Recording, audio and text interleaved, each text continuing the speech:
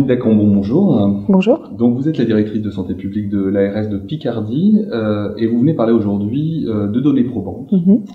Permettez-moi tout d'abord d'en revenir avec vous sur ce concept ou cette lecture des données probantes. De quoi s'agit-il? C'est un ensemble de données qui ont été validées par un processus de recherche en santé publique. Ce sont des données qui sont valides, qui peuvent expliquer soit l'efficacité de certaines interventions, soit les modalités de cette efficacité, c'est-à-dire les processus qui ont conduit ou les conditions qui ont conduit à l'efficacité d'une intervention.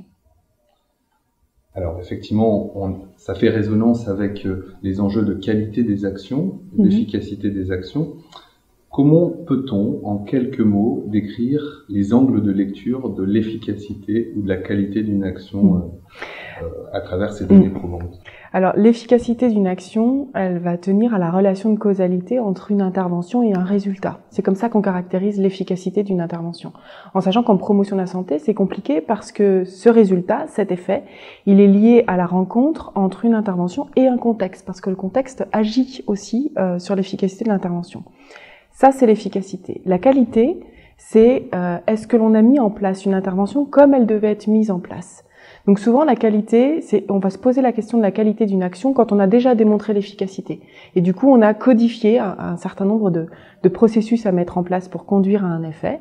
Et la qualité, on va observer qu'on a bien mis en place les choses comme elles devaient être mises en place pour conduire à cette efficacité. 3 angles de tendance lourde, on va dire, que j'aimerais questionner à travers cette donnée probante. La donnée probante dans le temps. On voit bien qu'aujourd'hui, nous sommes dans un contexte de mutation permanente, d'évolution du contexte permanent. Comment attester d'une donnée probante dans un environnement en telle mutation? En fait, la donnée probante, c'est vraiment la caractérisation de la rencontre, d'une intervention, d'un contexte et d'un effet. Et donc ça, dans le temps, ça n'évolue pas. Ce qui va faire évoluer finalement la qualité ou la caractérisation de cette donnée probante, ça va être de modifier des paramètres. Par exemple, de modifier des éléments de contexte. C'est d'ailleurs pour ça qu'on parle de transférabilité aussi de certaines interventions, c'est que quand on modifie le contexte, on modifie l'effet. Donc c'est pas une question de temporalité, ça va être une question d'environnement dans lequel on va mettre en place cette donnée interventionnelle probante. Deuxième notion, souvent introduite par l'ensemble des invités d'aujourd'hui, la question de la complexité. La recherche s'inscrit dans un champ de complexité, concept qui lui-même mériterait d'être évoqué souvent, cette démarche de complexité dont Morin et d'autres abordent. En quoi cette quête de données probantes est un outil au service de la lecture conjointe de la complexité? Mais en fait, ce dont on se rend compte aujourd'hui, c'est que cette complexité-là, elle nous oblige à concevoir la recherche de manière différente.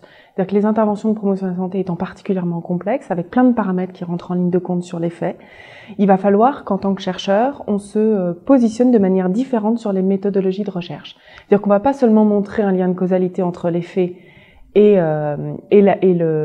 l'intervention, on va essayer de regarder les conditions de cette efficacité. Et ça oblige à vraiment aller, ce qu'on appelle en recherche interventionnelle, aller décortiquer la boîte noire, aller chercher ce qu'il y a dans la boîte noire de cette intervention.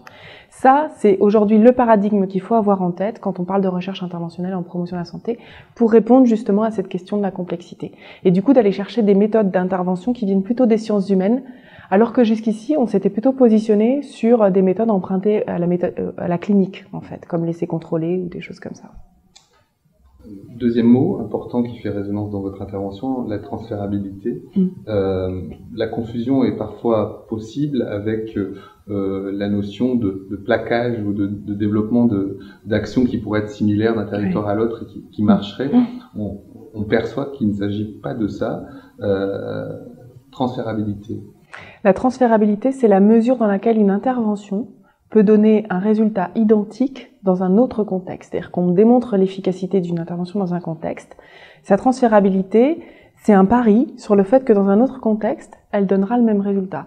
Et c'est extrêmement difficile de garantir la transférabilité d'une intervention pour les raisons que j'ai évoquées tout à l'heure, qui sont liées à la multitude des paramètres environnementaux ou liés aux individus qui font que l'effet va varier, en fait.